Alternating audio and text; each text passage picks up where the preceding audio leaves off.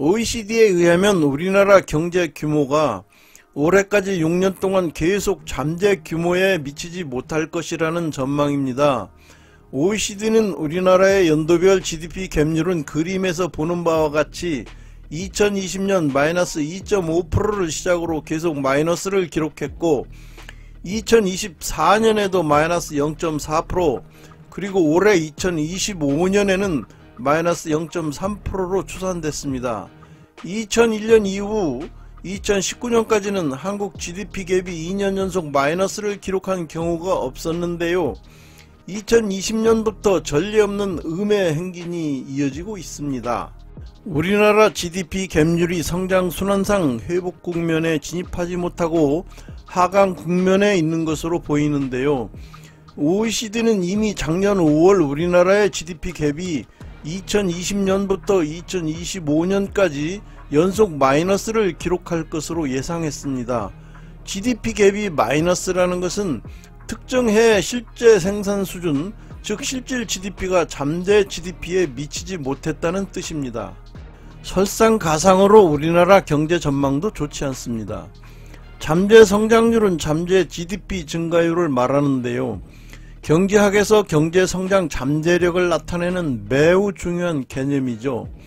잠재 성장률은 경제가 안정된 상태에서 인플레이션을 유발하지 않으면서 최대한 생산할 수 있는 GDP 성장률을 말합니다.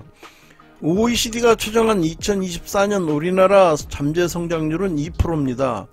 2022년 2.3%에서 1년 새 0.3%포인트 하향 조정한 거죠.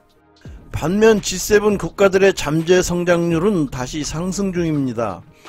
OECD의 2001년부터 24년간 추정치 통계에서 한국의 잠재 성장률이 G7 국가를 밑도는 경우는 처음입니다. 더구나 음의 GDP 갭이 장기간 이어지는 것은 단기적 경기 하강 때문이 아니라 장기 구조적인 경기 침체 가능성을 시사하기 때문에 문제가 아닐 수 없습니다. 그러면 도대체 GDP 갭이란 무엇이고 잠재 GDP, 잠재 성장률이란 무엇인가요? 이제 헷갈리는 GDP에 관련된 여러가지 용어에 대한 궁금함을 하나씩 알아보겠습니다.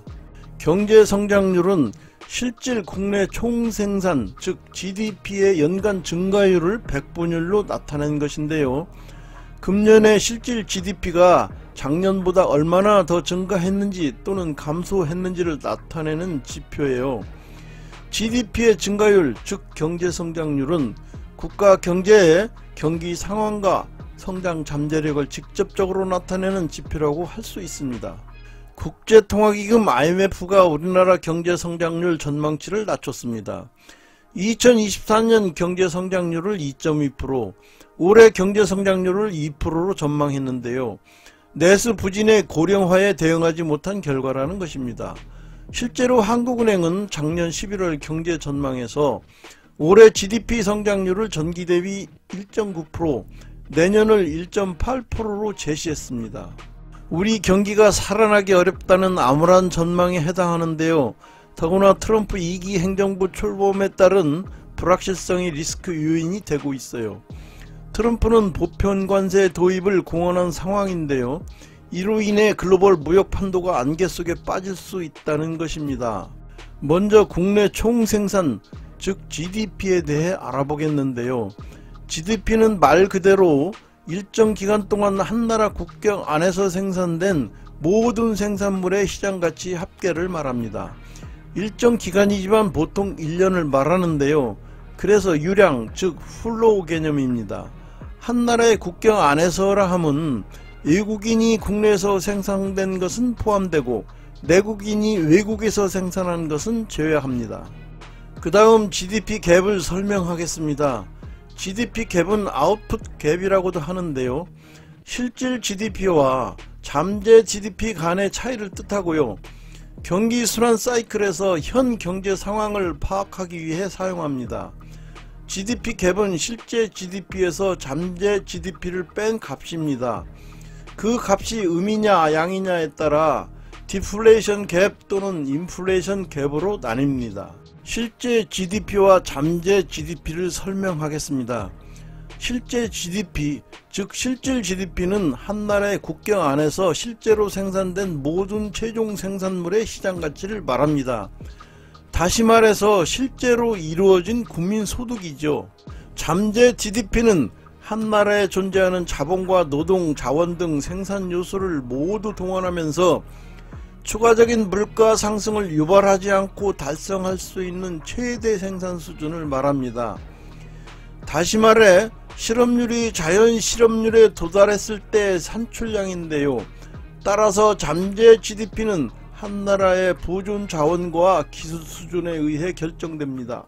실제 GDP와 잠재 GDP를 이렇게 따지는 이유는 이들의 차이에 의해서 경기가 침체로 갈 것인지 성장으로 갈 것인지 알 수가 있기 때문인데요.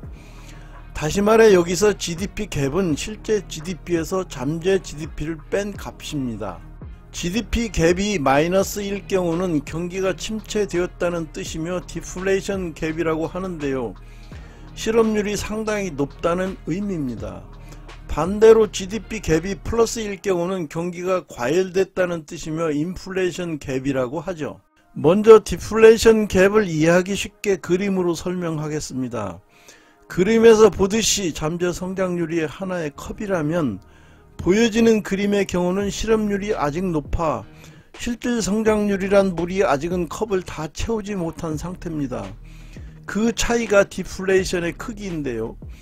경기 침체기에는 생산활동이 저조해져 인플레이션율이 내려가면서 낮아져 컵의 물을 다 채울 수 없습니다.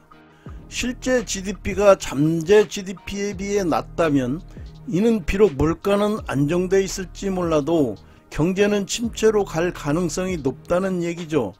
다시 말해 한 국가 경제가 최대 생산 역량보다 덜 소비한다는 의미입니다. 즉 공급과잉 상태이며 그렇기 때문에 GDP 갭이 0보다 작은 경우는 경기가 침체된 상태를 말하며 이를 디플레이션 갭이라고 합니다. 디플레이션 갭이 발생하면 물가가 하락할 가능성이 커지고 실업자가 많아지고 임금도 하락할 뿐만 아니라 공장도 돌아가지 않게 되니 원자재 수요도 줄어듭니다. 따라서 전반적으로 물가도 하락해서 디플레이션이 발생할 가능성이 높아지게 됩니다. 반면에 인플레이션 갭에 대해 그림으로 설명한다면 경기 호황기에는 생산 활동이 활발해져서 인플레이션율이 높아지면서 커브의 불은 흘러 넘치게 됩니다. 실제 GDP가 잠재 GDP에 비해 높다면 이는 경제가 성장으로 갈 가능성이 높다는 말인데요. 다른 한편으로는 실업률이 자연 실업률보다 낮다는 의미죠. 즉 인플레이션을 발생시킬 수 있습니다. 이런 상황에서 총 수요가 늘어나면 실제 GDP는 늘어나지 않고 물가만 오르게 됩니다. 다음은 GDP 갭률에 대해 알아보겠는데요.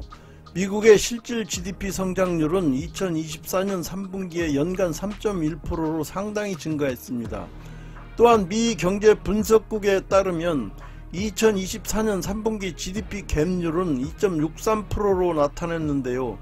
GDP 갭 배분율은 실제 GDP에서 잠재 GDP를 뺀 후 잠재 GDP로 나눈 값입니다. 이 계산이 양수를 산출하면 인플레이션 갭이라고 하는데요. 총 수요의 성장이 총 공급의 성장을 앞지르고 있음을 나타냅니다. FRED 그래프는 실질 GDP와 잠재 GDP의 차이인 산출갭, 아웃풋 갭을 보여줍니다. 이 그림에서 보여주는 바와 같이 미국의 실질 산출, 즉 아웃풋은 지난 1년 동안 잠재 산출보다 높았습니다. 그만큼 미국 경제가 좋다는 얘긴데요. 분기별 경제 성장률이 3%를 웃돌고 있습니다. 페드는 지난 9월 피컷을 단행한 지 한 달도 채 못 되는 때부터 파월의 실수에 시달리고 있었습니다. 피컷 추진 이후 발표되는 경제 지표가 워낙 좋게 나오기 때문인데요. 하지만 미국의 각종 물가 지표는 여전히 목표치를 웃돌고 있습니다. 그런데 지난 12월 18일 페드가 FOMC 회의에서 기준 금리를 0.25%포인트 인하한 연 4.25%에서 4.5%로 결정했습니다. 연준은 이날 함께 공개한 점도표에서 올해 말에는 기준금리가 연 3.9% 수준일 것으로 전망했는데요. 올해에는 딱 2차례만 금리를 인하할 것으로 본 것이죠. 그러자 증권시장이 파월의 쇼크로 요동을 쳤습니다. 연준이 금리 인하 속도 조절을 예고한 것은 예상보다 나쁘지 않은 경제 상황 때문인데요. 물가 잡기가 만만치 않다는 것을 자인한 것이죠. 연준의 우려만큼 고용시장도 식지 않았습니다. 연준은 올해 실업률을 4.3%로 전망했는데요. 3개월 전만 해도 올해 실업률을 4.4%로 예상했던 것을 감안하면 고용시장을 살리기 위해 금리를 빠르게 인하해야 할 필요성이 줄어든 것입니다. 시장의 시각은 명확합니다. 트럼프 대통령이 대폭적인 감세로 부족해진 세수를 메꾸려고 관세를 대폭 인상하면 수입 물가가 오르게 되는데요. 관세로 감세 부분의 세수를 메꾸기는 부족하니까 국채를 발행하게 되고, 국채를 발행하면 국채 가격이 내려가니까 국채 금리는 오르게 된다고 봅니다. 더구나 불법 이민자를 추방하면 인건비까지 올라 인플레이션 가능성이 높아졌다는 점도 반영한 것이죠. 트럼프 일기 때 추방된 불법 이민자만 150만 명이나 됐다니 그럴만도 합니다. 그렇지만 인플레이션이 더해질 예상이니 인플레이션 갭이 오래 지속될 것으로 생각됩니다. 우크의 법칙상 GDP 갭을 구해보면 지난 3분기에는 2.63%포인트 이상 인플레이션 갭이 발생하는 수준인데요. 우크의 법칙은 실제 실업률에서 자연적 실업률을 뺀 값인 순환적 실업률이 1% 상승할 때마다 GDP 갭이 베타%로 감소하는 현상을 말합니다. 그런데 가만히 뒤집어 보면 가령 노동 생산성이 상승하는데 경제활동 인구 비율이 증가한다면 실업률의 감소 없이 산출량의 증가가 가능하다는 것을 말하죠. 즉 고용 없는 성장을 설명합니다. 실제 코로나 팬데믹 때는 공급 역량이 훼손되어 잠재 GDP가 하락되었죠. 그런데 정부가 구제금융과 대규모 경기 부양책으로 소득 보전 정책을 편 결과 수요를 크게 자극했는데요. 그래서 실질 GDP가 상승했어요. GDP 갭이 크게 확대됐죠. 그리고 GDP 갭이 확대됨에 따라 높은 인플레이션이 왔습니다. 여러분이 알다시피 그 뒤로 금리 인상 때문에 고생들 하셨잖아요. 이를 실업률 측면에서 살펴보면 실업률이 자연 실업률보다 낮아지면 물가 상승의 압력을 크게 받는다고 보면 됩니다.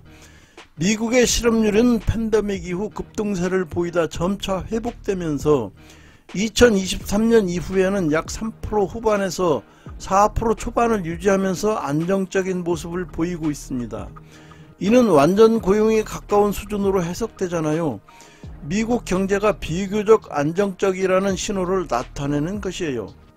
요즘 미국의 실업률이 4.2%로서 보통 자연 실업률 4% 수준 상태이기 때문에 내려오던 물가가 다시 높아져서 시장에서 그렇게 바라는 금리 인하를 당초 예상에 비해 제대로 하지 못하는 것을 보면 이해가 될 것입니다. 물가 상승 없이 늘어날 수 있는 GDP에 비해 더 많은 생산을 미국 국내에서 했다는 얘기죠. 경기가 과열됐다는 신호입니다. 인플레이션 갭 상태인 것이죠.